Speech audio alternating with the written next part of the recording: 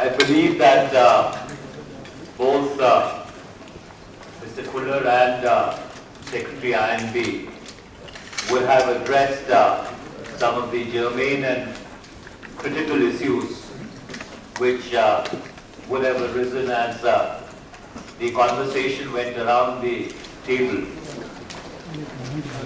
And of course we would have been enriched, since I have other colleagues from the ministry also here, with the valuable inputs which you would have provided on different issues which are bedeviling the industry or which concern the industry.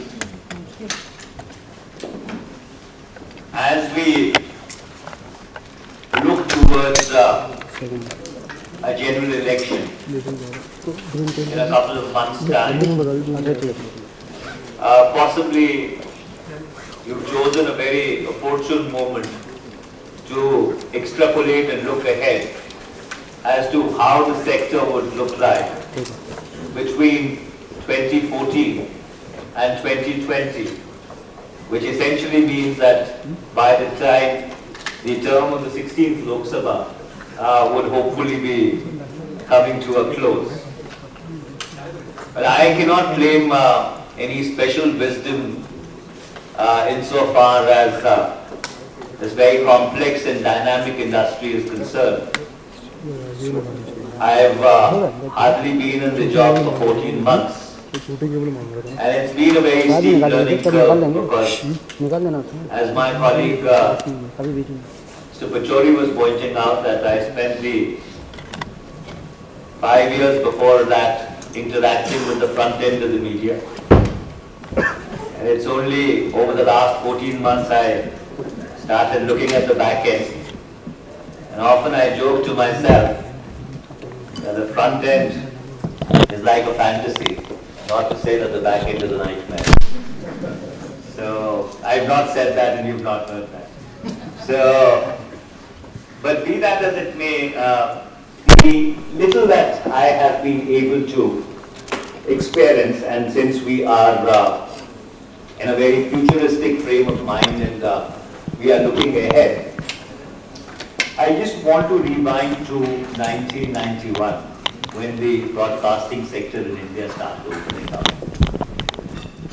If I recall correctly, it was the first Gulf War, which was the precursor of the shock and awe which Donald Rumsfeld so famously coined during the second Iraq War, which saw the advent of cable television as we know it in India. So therefore you had all these dishes which started mushrooming, and you had cables which were then stretched out to every home, and people started getting insight into what was going on in various other parts of the world.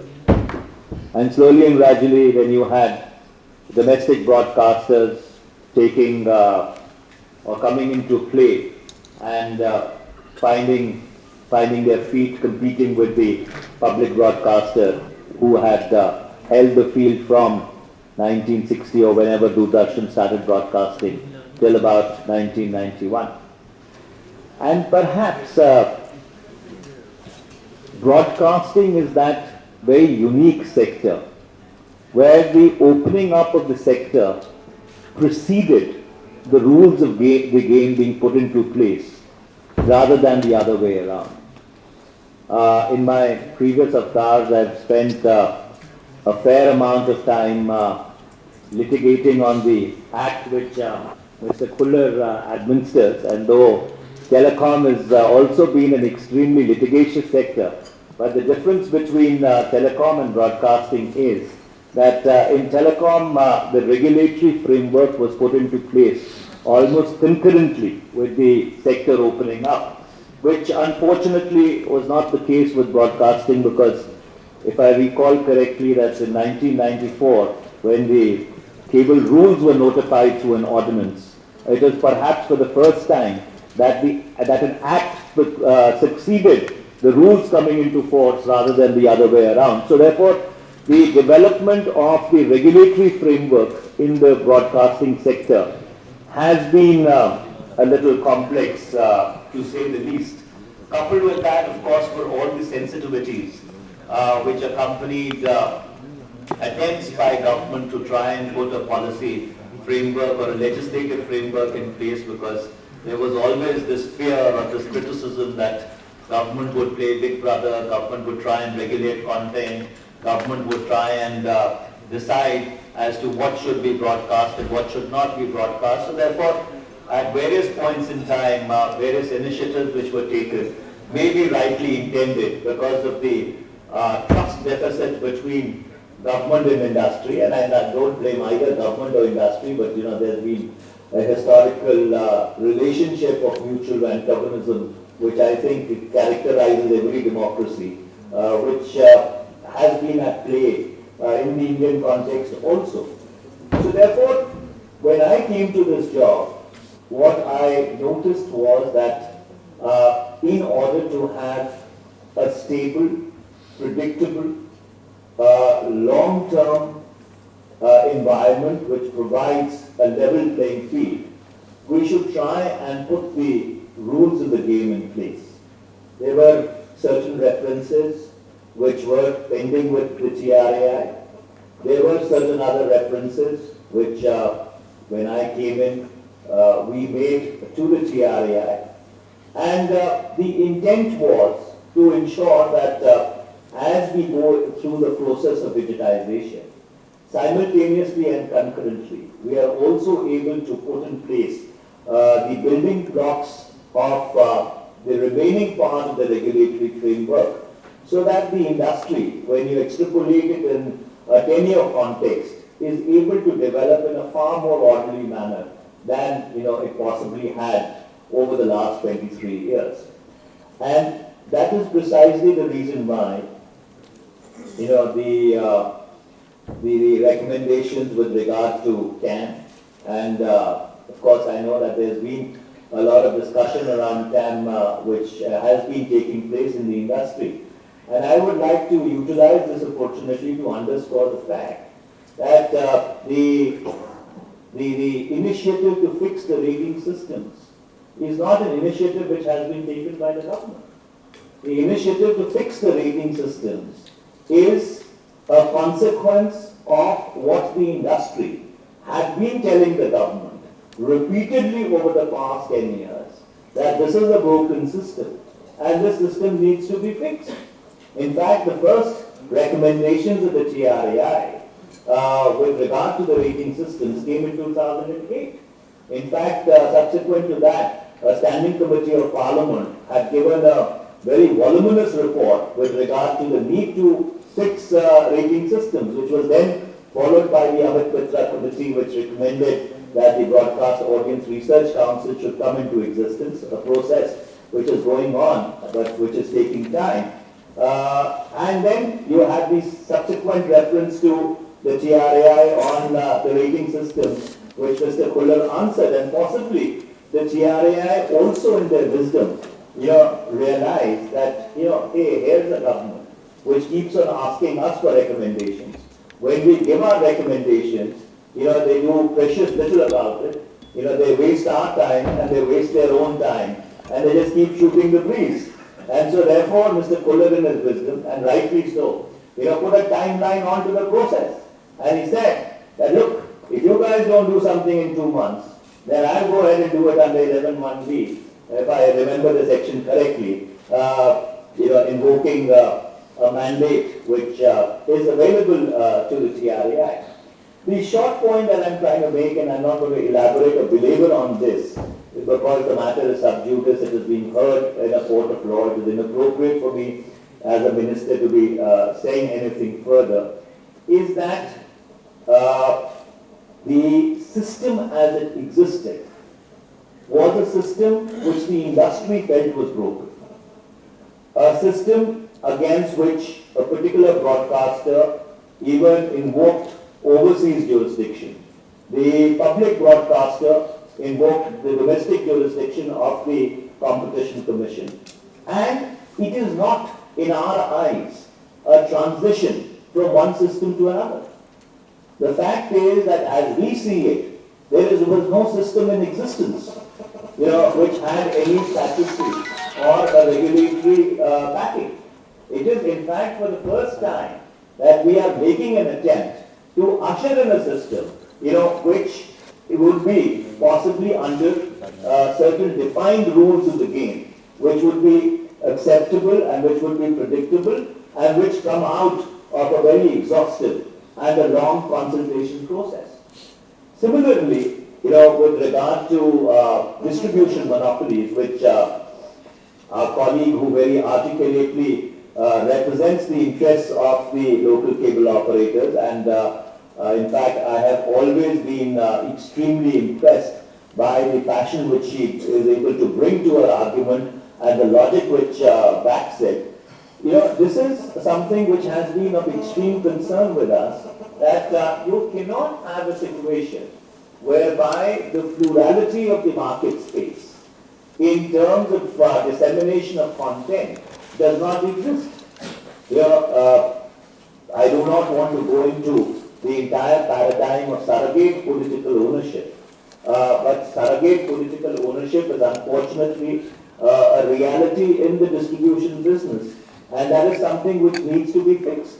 And simultaneously, to ensure that you do not have a situation whereby 3 or 4 of the big players in the market are able to bring about a dominance. There are appropriate caps which have been suggested, and as we speak I have been urging my colleagues to see that it goes through an interministerial process, and the recommendations with regard to distribution monopolies are also accepted.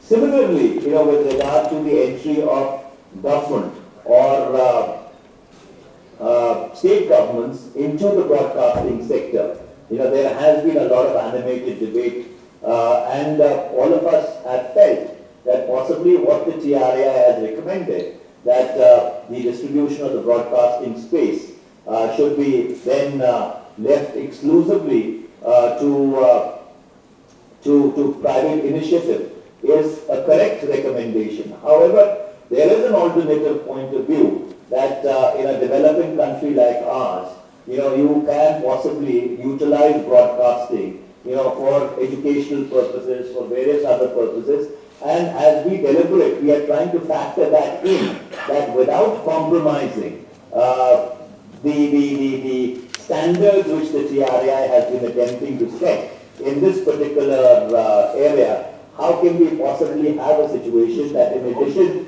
to the public broadcaster, if somebody wants to genuinely and in a bona fide manner utilize the broadcasting paradigm for educational purposes, how could you possibly be allowed in?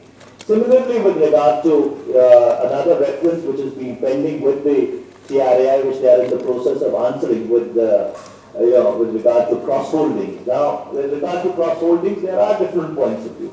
There is a point of view that vertical and horizontal cross-holdings is something which possibly can be considered. But horizontal cross-holding within content may be an antithesis to convergence. But then, as we speak, since TRI is looking at it, we'll await their recommendations and we'll see as to how, or what is the conclusions they come to. And then we will appropriately pick up the ball and take it from there. The reason why I went into these 3 or 4 examples is that from the standpoint of where I came into this ministry, I thought that the only little contribution that I would be able to make in the short time that I had at my disposal was to see that if we can put a predictable regulatory framework in place which can ensure an orderly growth of the industry. And I'm not saying that what we are doing is perfect. Obviously, there is going to be room for refinement, there is going to be room for innovation, there would be room for change as we go along, as technology changes, as the paradigm of convergence emerges, because one of the issues which automatically comes to my mind on various occasions is that if ultimately as a result of convergence everything is going to be there on your palm top, there is going to be the issue of last mile neutrality, that whether the service providers in the telecom industry whether you require a framework in place whereby the broadcasters or the content creators can then have that last mile neutrality to be able to reach or distribute through the systems which are controlled by the telecom operators. So therefore, these are issues which I'm sure the industry and MIB, TRAI, the Department of Telecoms would deal with as we go along.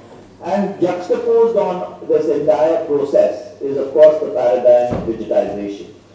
I keep saying this repeatedly that when I came to this office, I did not know the D of digitization. But I did know that if we relax the 31st October deadline, then maybe we would not be able to go through this process. We stayed the course in phase 1 and phase 2. After phase 1 and phase 2, we paused. We recessed in order to see as to what are the lessons learned, what are the takeaways, how can we do phase 3 and phase 4 better. And just 2 days ago when we had a meeting of the task force, I told all the stakeholders, I said over the past 1 year, if I talk to the broadcasters, they say they're not very happy with digitization. If I talk to the MSOs tell me we've invested so much of money and we've not got a pound of flesh. The local cable operators, I think possibly tell me every day that may you and the rest of your generations rot in hell. And the consumer, of course, is completely unhappy that you've increased my bill from 100 rupees to 200 rupees or 250 rupees. And what am I getting in turn? So therefore I asked everybody around the table, I said, if all you guys are so unhappy with this process, we can kind of recess it. We can see as to what are the lessons that we've done in phase 1 and phase 2 and take it from there. Fortunately or unfortunately, the unanimity or the consensus around the room was that please do not halt the process. So therefore, then I said that if we want the process to go forth, then see whatever are the issues between the various stakeholders in the industry have to be sorted out amongst themselves.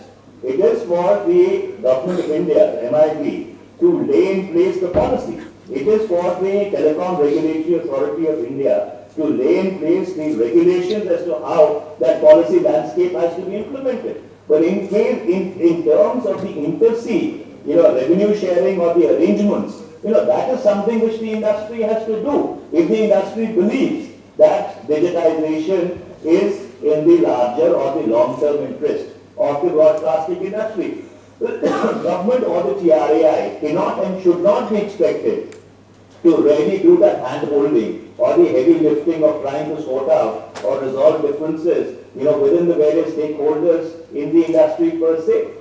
So therefore, I think as I look towards 2020, you will see that with these various initiatives fructifying as we go along, some of course would be litigated to high heaven, all the way up to the Supreme Court, which is fairly all right. I think in a democratic system, everybody has the right to have his say in court. But eventually, you would find that a stable regulatory framework which is transparent, which is known to all the stakeholders, would eventually come in place and ensure that there is an orderly growth of the industry. Somebody raised the issue with regard to phase 3 and phase 4 of digitization, and I think that's an extremely valid and a germane concern. And that is a concern which is also very close to my heart. And that's why I told, or I mentioned to people in the task force, I said phase 1 and 2 was done in a manner whereby you told the consumer, hey, if you don't buy a set-top box, I'm going to switch off your television. Right? I mean, it was my way or the highway. It may have worked in phase 1 and phase 2. It's not going to work in phase 3 and phase 4. In phase 3 and phase 4, you actually have to convince the consumer that this digitization is in his interest. Rather than running those advertisements which say that by 31st October, if you don't buy a box, your television screen will be blacked out. You have to run an advertising campaign which tells him that, look, you were getting 60 channels, out of which 30 were not visible. Here, you're broadening the pipe, you're going to get 600 channels. So therefore, there is a certain stake that you have in this process. You may pay a little extra, but the quality that you will get in turn, in terms of viewership, would perhaps be much better. So my recommendation to all the stakeholders around this table is that as you plan for phase 3 and phase 4, if the industry thinks that phase 3 and phase 4 is in the interest of the industry, please try and ensure that you make the consumer a partner in the process rather than making him an adversary in the process, because ultimately whatever is being done for the consumer and in the name of the consumer, and the consumer should not feel shortchanged in the whole process. Yes, there would be certain a certain benefit which would flow to the industry in terms of subscription revenues, etc. But ultimately, the guy who's paying those subscription revenues, he must be a part of the value chain, and he must be happy to be a part of the value chain. And allow me to close with my most favorite lament, which unfortunately goes back to my days before I came to this particular office. You see, according to the way I see it, and this is purely a personal opinion, it could be completely erroneous, but I feel that the manner in which the broadcasting sector has opened up is perhaps one of the most corrosive legacies of our liberalization process. And the reason why I say that is because in no country you have 795 or 800 odd television channels. I do not think it reflects market pluralism. I think it reflects market fragmentation. And I don't think that there is going to be consolidation in this industry. For the simple reason, because the capex is so low. I don't see any big broadcaster actually buying out 100, 150, 200 channels whereby you eventually have 4 or 5 or 6 or 7 or 10 big players in the field. I really don't see that happening.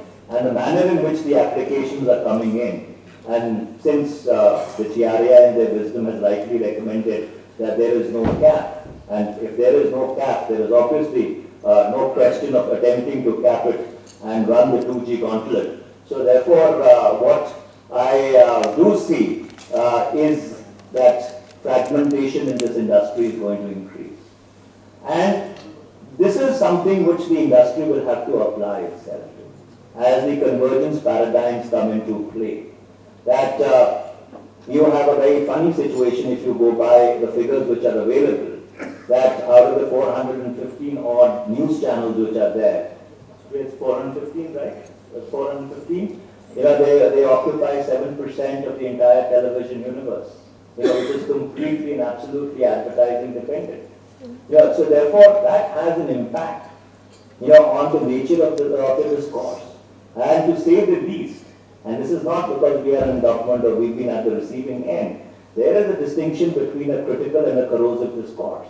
And the discourse in this country, unfortunately, has been corrosive and not critical. And as we look towards the next 20 years of India's growth trajectory, if this has to be an India century, or if this has to be an Asian century where India is an equal, or if not a fully equal, at least right there along with the other Asian nations, the one thing which has to change is the modicum of discourse in this country.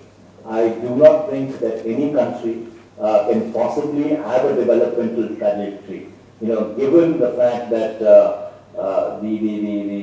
discourse swings from being corrosive to anarchic. So therefore, there is a serious reason that as you look at the back end of your business, you also look at the front end and the implications that it has, for the larger national milieu. With those thoughts, I think I've said my bit and wish you all the best. The Ministry of Information and Broadcasting is always there at your service. Whatever issues need to be addressed, we will try and address them as expeditiously as possible. We've sorted out some of the stuff with regard to security clearances, etc. made it coterminous with the period of the license. As we go along, if there are other issues which come up, we would definitely try and do our best. And as I was told that Uday was articulating that while we get along with the business of writing an election, possibly the industry can get along, with the process of doing their work quietly. So be that as it may, I wish the industry all the best and do hope that in 2020, when we meet again and when we look back over the last 5 or 6 years, we would possibly be able to pat ourselves that the growth of this sector has been far more orderly than possibly what happened in the last 2 decades. And this is not something which we have attempted only with the broadcasting sector. In the film sector also, we now have a draft in place of an entirely new Cinematographic Act, which also impacts broadcasting in certain senses of the word. And one of the things which, of course, remains to be done is redesigning the entire communication paradigm of the government, but that we leave for another day. Thank you very much.